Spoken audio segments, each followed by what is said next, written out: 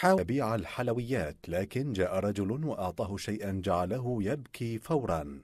السلام عليكم أيها الأصدقاء. الكثير من الناس قد تفاجؤوا لقصة بائع الحلوى هذا، لأنه في الحقيقة قصة مؤثرة ومليئة بالإثارة. قبل بداية الفيديو قم بدعم القناة بالاشتراك والضغط على زر الإعجاب. عندما كان يبيع هذا الرجل الحلويات في منطقة تسمى خاليسكو في المكسيك، جاء رجل وقال له شيئا لا يمكن أن يتخيله أحد، بحيث أن بائع الحلوى قد أصابه الفرح الشديد وكأنه في العيد. دعونا نشاهد هذا الفيديو معا لنتأكد أنه لا يزال هناك أناس طيبون في هذا العالم. ¿Qué me gusta con esto?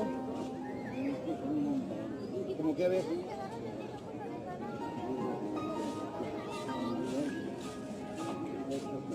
15, 15, ¿ese cuánto?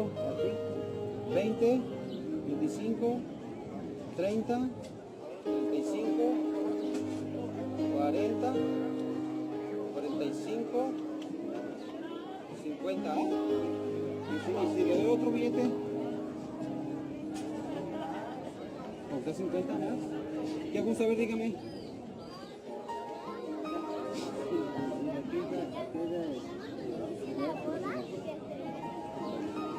¿10? ¿20?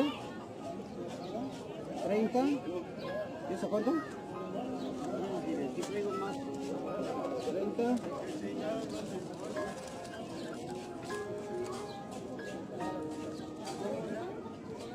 45, 45, 50. ¿Sería 5 bolas de ahí? ¿Está de acuerdo o no?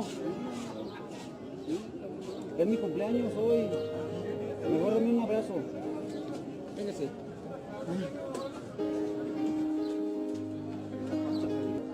Venga. Le doy un abrazo porque si no, no vale.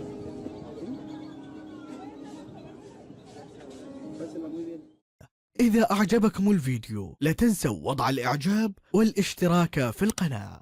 نراكم على خير.